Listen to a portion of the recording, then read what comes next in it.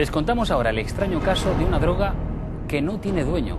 El periodista de Cartagena, Carlos Sillán, ha bautizado este caso como el caso de la cocaína huérfana. Robert, por favor, siéntese aquí delante. Ahí están viendo las imágenes del juicio. Tuvo lugar a mediados de junio. La Fiscalía pedía para este hombre 9 años de cárcel por narcotráfico, por poseer 95 gramos de cocaína, 2 pistolas y 25.000 euros. Este material fue incautado en una casa en Roche Alto, en Cartagena, en 2012. Sin embargo, finalmente, este hombre ha sido absuelto.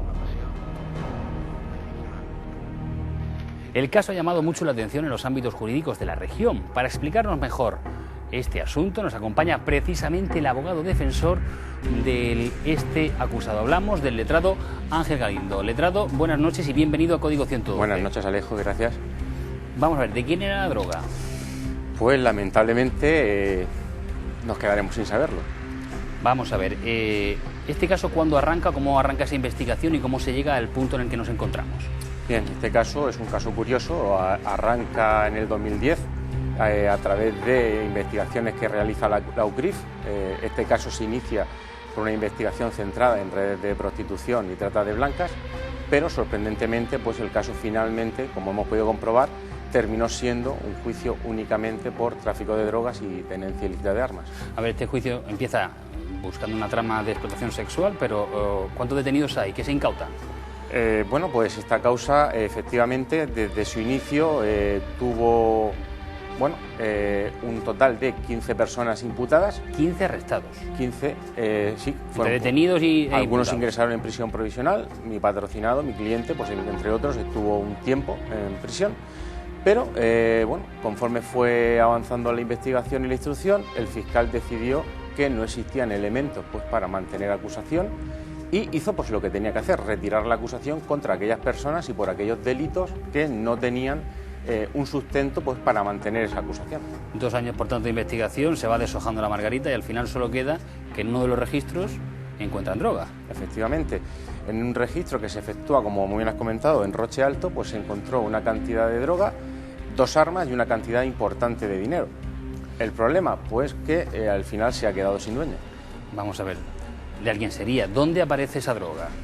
Esa droga, pues efectivamente apareció pues debidamente, escondida en el interior del domicilio, fue hallada, pero sin embargo, durante el juicio, pues se quedó sin poder demostrar que efectivamente pues mi cliente vivía en ese domicilio o que tenía capacidad de decidir sobre esta sustancia. Los investigadores, ¿cómo vinculan a Juan, a la persona que usted representa, con la droga? ¿Por qué? Pues esa es una pregunta que efectivamente se le efectuó al tribunal. ¿Por qué?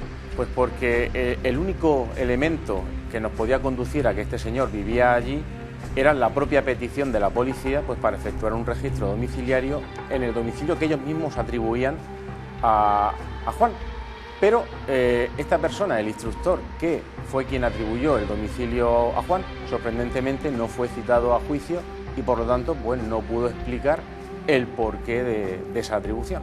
Es decir, si se detiene a una persona y se le vincula con la droga, no solo hay que probar que sea suya, sino que la venda o que hay que pillarla en el mismo bolsillo, o qué es lo que se exige entonces para poder, digamos, vincular una cosa con la otra. Efectivamente, es decir, el hecho de que un miembro, en este caso del Cuerpo Nacional de Policía, en uno de sus informes pues atribuya una sustancia estupefaciente a una persona, tiene solamente la validez de denuncia, es decir, tiene que ser demostrado, tiene que ser acreditado y el momento para hacerlo efectivamente es en el acto del juicio oral. Es decir, si la acusación, el Ministerio Fiscal, no lleva al procedimiento las pruebas necesarias para ello, pues evidentemente, como ha ocurrido aquí, pues nos encontraremos con un caso donde la cocaína que estaba allí pues se queda sin dueño. Queda huérfana. ¿Y las 2 pistolas que aparecen en el registro? Igualmente, tampoco existían pruebas de huellas que pudieran pues, vincular las mismas con ninguna persona y por lo tanto, ahí han quedado. Suele haber una confusión en este tipo de casos de drogas. Se habla de tenencia, pero lo que se persigue, corríjame usted, es la venta o el narcotráfico. ¿O hasta qué punto una persona puede almacenar droga para consumo propio? ¿Hay límites? Efectivamente, el delito no castiga la mera tenencia, es decir, la tenencia de sustancia hoy por hoy es lícita en cuanto que yo puedo tener en mi domicilio particular sustancia para mi propio consumo. donde se sobrepasa esa barrera que nos va a llevar al ilícito, al delito, es decir, cuando esa sustancia se va a destinar al tráfico, a la venta. ¿Hay límites? ¿Hay cantidad? No hay una tabla preestablecida donde a partir de una determinada cantidad, incluso teniendo un solo gramo, si ese gramo va a destinarse a la venta, constituye delito. Ahora bien, cuando casos como este o casos parecidos pueden ofrecer dudas, sí que es cierto que los tribunales pues, han venido a base de práctica y jurisprudencia estableciendo unas cantidades límites donde, bueno, se puede hacer pensar que no estaba pensado destinarlo al consumo, sino efectivamente al tráfico. Supongo que satisfacción en su despacho y con su cliente del resultado de esta sentencia. Por supuesto, siempre conseguir una sentencia absolutoria bueno, es satisfactorio pues, para esta profesión.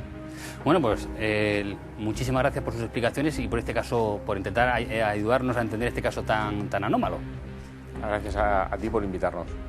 Muchas gracias, letrado. Muy bien. Y ahora